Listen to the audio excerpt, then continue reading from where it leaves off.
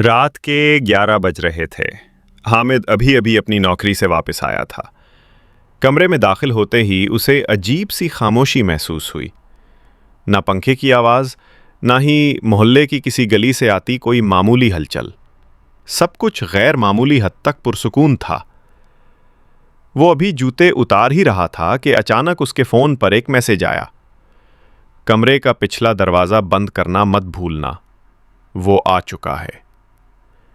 हामिद का दिल एकदम कांप गया। कौन आ चुका है? उसने फौरन फोन की स्क्रीन दोबारा देखी। भेजने वाले का नाम नामालूम लिखा था। हामिद ने पूरे घर की लाइट्स ऑन कर दी। हर कमरे में झांका, दरवाजे चेक किए, लेकिन सब कुछ बज़ाहिर ठीक था। फिर उसे याद आया, पिछले कमरे का दरवाज़ा जो कभी कभार खुला रह जाता है, वो वाकई बंद करना भूल गया था। वो आहिस्ता आहिस्ता पिछले कमरे की तरफ बढ़ा। दिल की धड़कन तेज हो गई थी। पसीना माथे से टपक रहा था। जैसे ही उसने दरवाजे के करीब कदम रखा, उसे दरवाजे के पीछे कुछ हरकत महसूस हुई। साए की झलक, सांसों की हल्की आवाज। हामिद ने धीरे से दरवाजे का हैंडल घुमाया। दरवाजा अंदर से बंद था। यह कैसे हो सकता है? वो बड़बड़ाया। मैंने तो बंद ही नहीं किया था। अचानक दरवाजे के पीछे से एक कागज फिसल कर बाहर आया। हामिद ने उसे उठाया। उस पर सिर्फ 2 लफ्ज लिखे थे, मैं जाग रहा हूं। इसी लम्हे कमरे की तमाम लाइट्स बंद हो गईं। कमरे की तमाम लाइट्स बंद हो चुकी थीं। हामिद की सांसें तेज हो गईं। अंधेरे में उसे अपने दिल की धड़कन साफ सुनाई दे रही थी। वो अंधेरे में हाथ मारकर मोबाइल फोन तलाश करने लगा जो मेज पर रखा था। जैसे ही उसने मोबाइल उठाया, उसकी स्क्रीन खुद ब खुद ऑन हो गई। एक नया पैगाम था, इस बार दरवाजा तुमने बंद नहीं किया, मैंने किया था। हामिद के हाथ से मोबाइल गिर गया। एक झटके से उसकी नजर पिछले दरवाजे पर गई, जो अब आहिस्ता आहिस्ता खुद ब खुद खुलने लगा था। दरवाजे के पीछे मुकम्मल तारीकी थी, लेकिन जैसे जैसे दरवाजा खुलता जा रहा था, एक इंसानी साया नजर आने लगा। लंबा, दबला, मगर चेहरा मुकम्मल स्याह धुंध में छुपा हुआ। हामिद ने हिम्मत करके पुकारा, कुक, कौन है वहां? बाहर निकल। कोई जवाब ना आया, लेकिन साया एक कदम आगे बढ़ा। अब वो हामिद से सिर्फ चंद कदम के फासले पर था। इतने में अचानक दरवाजे के पीछे से किसी बच्चे के हंसने की आवाज आई, जैसे कोई शरारत से छुप रहा हो। मगर हामिद के तो कोई बच्चे नहीं थे, और ना ही आसपास किसी घर में बच्चे थे। अचानक मोबाइल फोन फिर से रोशन हुआ और एक नई तस्वीर स्क्रीन पर नमूदार हुई। वही कमरा, मगर उसमें हामिद की अपनी लाश पड़ी थी। यह क्या मजाक है? हामिद ने चीखने की कोशिश की, मगर उसकी आवाज जैसे गले में ही दब गई हो। दरवाजे के पीछे खड़ा साया अब मुकम्मल तौर पर कमरे में दाखिल हो चुका था। उसकी आंखें चमक रही थीं, बर्फ की तरह सफेद और खाली। साया बोला, मैं वो हूं जिसे तुमने कभी देखा नहीं, मगर जो हमेशा तुम्हारे पीछे रहा। आज तुम्हें मेरे साथ चलना है।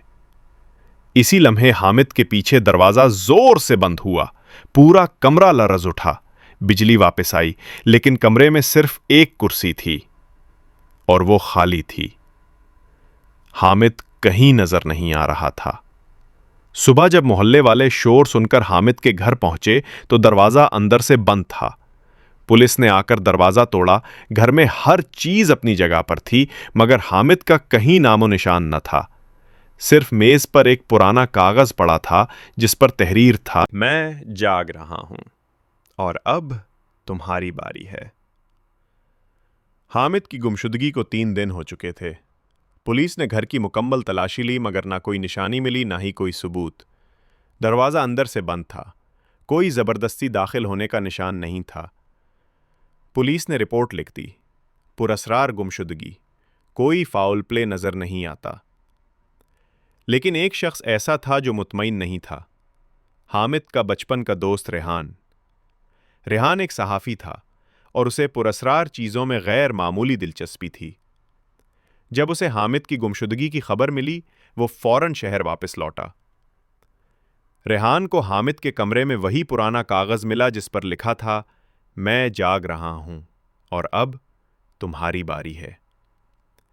वो कागज जैसे ही उसने हाथ में लिया, पंखा अचानक चलने लगा, हालांकि बिजली गई हुई थी। रेहान चूक गया, मगर वो डरने वाला नहीं था। उसने कागज जेब में डाला और घर का जायजा लेने लगा। अचानक उसे पिछले कमरे के दरवाजे के करीब फर्श पर एक पुरानी डायरी गिरी हुई मिली। उस पर गिरद जमी थी, जैसे बरसों से किसी ने उसे छुआ तक ना हो। डायरी का पहला सफ़ा खोला तो लिखा था, ये सिर्फ मेरे साथ नहीं हुआ। ये साया हर उस शख्स के पीछे आता है जो रात के 3 बजे जागता है और जो एक मखसूस दरवाज़ा बंद करना भूल जाए। मैंने भी वो दरवाज़ा खुला छोड़ा था। रेहान ने हैरानी से बाकी सफ़ात पलटे तो वो सब मुख्तलिफ लोगों की तहरीरें थीं। सबकी ज़बान अलग मगर कहानी एक जैसी। साया, दरवाज़ा, गुमशुदगी। रेहान को अब अंदाज़ा हो चुका था कि ये सिर्फ एक हादसा नहीं, बल्कि ये कोई पुराना खुफिया सिलसिला है जो दहाइयों से जारी है। इसी रात रेहान ने तय किया कि वो वही अमल दोहराएगा। वो रात 3 बजे जागा और जानबूझकर पिछला दरवाज़ा बंद न किया। पूरे घर में खामोशी तारी हो गई। फिर दीवार पर एक साया उभरा, मगर रेहान डरने के बजाय उसके करीब गया। रेहान बोला, मैं जानता हूं तुम कौन हो, लेकिन अब यह सिलसिला खत्म होगा। साया रुका, जैसे चूका हो। फिर उसकी सियाही आहिस्ता आहिस्ता फटने लगी और उसके अंदर से रोशनी की एक लकीर बाहर निकली। अचानक कमरा रोशन हो गया और हामिद बेहोश हालत में जमीन पर पड़ा था। रेहान ने उसे होश में लाया। हामिद आंखें खोलकर हाँफने लगा। वो दरवाजे के पीछे नहीं, हमारे अंदर होता है। वो साया हम खुद होते। रेहान ने हामिद को एक गर्म चादर में लपेटकर सोफे पर बिठाया। हामिद अब भी कांप रहा था, जैसे वो किसी और दुनिया से लौटा हो। रेहान ने पानी दिया और धीरे से पूछा, हामिद, वहां क्या था? तुम कहां चले गए थे? हामिद ने आंखें बंद कीं और कहा, रेहान, वो जगह वक्त के बाहर थी। न दिन था, न रात, सिर्फ अंधेरा। और वहां मेरी अपनी आवाज मुझे सुना रही थी कि मैं कौन हूं और कौन बन चुका हूं। रेहान उलझन में पड़ गया। क्या मतलब? ये सब क्या है? साया आखिर है क्या? हामिद ने आहिस्ता आहिस्ता बोलना शुरू किया, जैसे अल्फाज चुभ रहे हों। वो साया दरअसल हम सब के अंदर का वो हिस्सा है जिसे हम छुपाते हैं। नफरत, खौफ, पछतावा, राज। और वो दरवाज़ा, वो तुम्हारे दिमाग का वो कोना है जहां तुम वो सब दबाते हो। जब वो दरवाज़ा बंद ना हो तो साया जाग जाता है। रेहान खामोशी से सुन रहा था जब अचानक उसके फ़ोन पर एक नोटिफिकेशन आया। मैसेज, तुमने भी वही गलती की है रेहान, अब तुम्हारी बारी है। दरवाज़ा खुला रह गया है। रेहान का चेहरा सफ़ेद पड़ गया। मैंने तो सिर्फ तजुर्बा करने के लिए दरवाज़ा खोला था। हामिद ने धीरे से उसका हाथ थामा। अब ये सिर्फ तुम्हारा मसला नहीं, साया वापस आ गया है और अब वो सिर्फ एक को नहीं, सबको चाहता है। उसी लम्हे कमरे में हर खिड़की पर पर्दे खुद ब खुद हिलने लगे। पंखा बंद हो गया। कालीन पर किसी के कदमों के निशान उभरने लगे, लेकिन वहां कोई न था। रेहान और हामिद एक दूसरे को देख रहे थे। फिर अचानक दीवार पर लफ्ज उभरा, साया तुम दोनों में से किसी को नहीं छोड़ेगा। रेहान और हामिद दोनों कमरे में खामोश बैठे थे। दीवार पर वो अल्फाज अब भी धुंध की तरह मौजूद थे, साया तुम दोनों में से किसी को नहीं छोड़ेगा। हामिद ने सर झुकाया और आहिस्ता से कहा, रेहान, शायद अब वक्त आ गया है कि मैं तुम्हें वो सच बता दूं जो मेरे दादा ने अपनी मौत से कुछ दिन पहले मुझे बताया था। रेहान ने हैरत से उसकी तरफ देखा। कौन सा सच? हामिद ने एक गहरी सांस ली। मेरे दादा ने कहा था कि हमारे खानदान की मर्दों की नस्ल पर एक किस्म की सजा है। ये साया, ये दरअसल हमारी खानदानी विरासत है। पहली बार ये 1887 में जाहिर हुआ था, हमारे परदादा मियां फरीद के दौर में।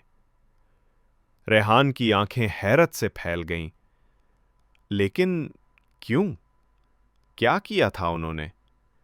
हामिद उठकर कमरे की एक पुरानी अलमारी की तरफ गया जिसका एक खुफिया खाना था। उसने नीचे झुककर लकड़ी खिसकाई और अंदर से एक मिट्टी की पुरानी संदूकची निकाली। उसके अंदर एक जंग आलूद चाबी, एक खून से दागदार पुराना खत और एक मोम की मेहर लगा पुराना नक्शा था। खत पर लिखा था, अगर तुम ये पढ़ रहे हो तो वो दोबारा जाग चुका है। मैंने उसे बंद किया था, मगर बंद दरवाजे भी हमेशा बंद नहीं रहते।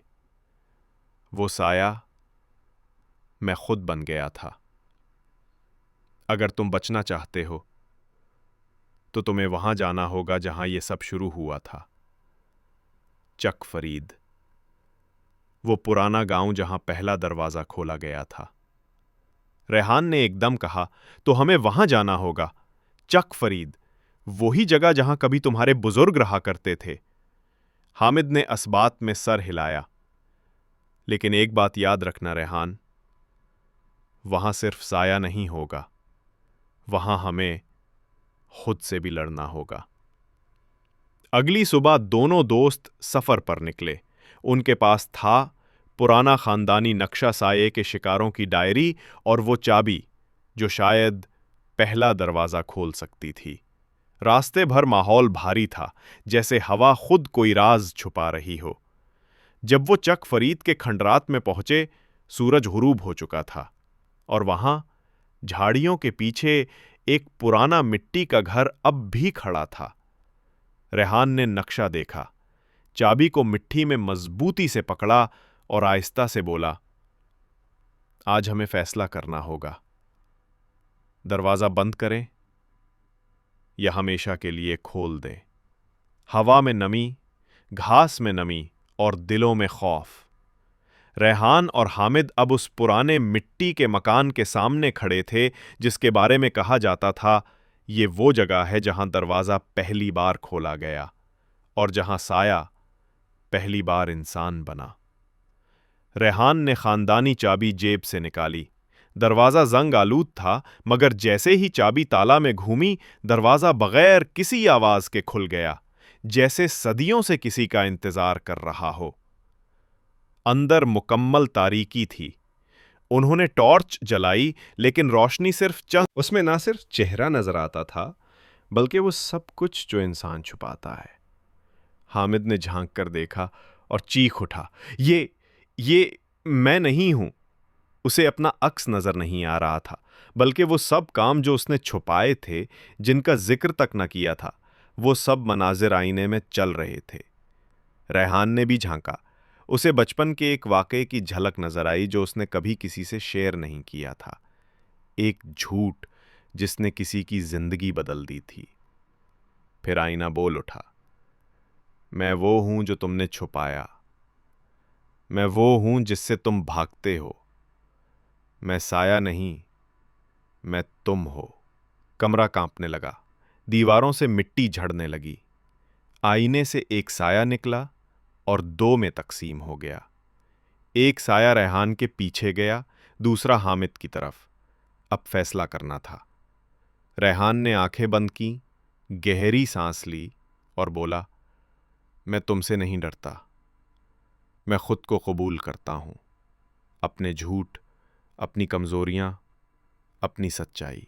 हामिद चीखने लगा, नहीं, मैं वो नहीं हूं, ये सब मेरा कसूर नहीं। तब साया हामिद के अंदर दाखिल हो गया।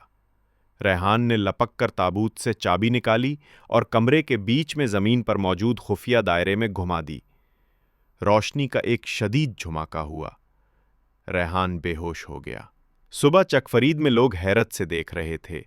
एक नौजवान मिट्टी में लथपथ, हाथ में चाबी और आंखें बंद, किसी पुराने मजार के बाहर बेहोश पड़ा था। रेहान आंखें खोलता है। हामिद नजर नहीं आ रहा, सिर्फ एक पुराना कागज उसके पहलू में रखा है। मैंने सच से मुंह मोड़ा, इसलिए साया मुझे ले गया। तुमने सच को तस्लीम किया, अब तुम्हें यह दरवाज़ा बंद करना होगा, हमेशा के लिए। इख्तिताम। रेहान अब जान चुका था, साया बाहर नहीं होता, वो अंदर होता है। और जो इंसान अपने अंदर का सच नहीं देखता, वही उसका शिकार बनता है। रेहान ने चाबी दरिया में फेंक दी और आहिस्ता से कहा, यह दरवाज़ा अब हमेशा के लिए बंद है। इसी के साथ हमारी आज की कहानी ख़त्म होती है। कहानी अगर अच्छी लगी तो चैनल को ज़रूर सब्सक्राइब करें और बेल आइकन को दबाना ना भूलें, ताकि नई आने वाली कहानी आप तक पहुंच सके। इसी के साथ इजाज़त दें। खुदा हाफिज़।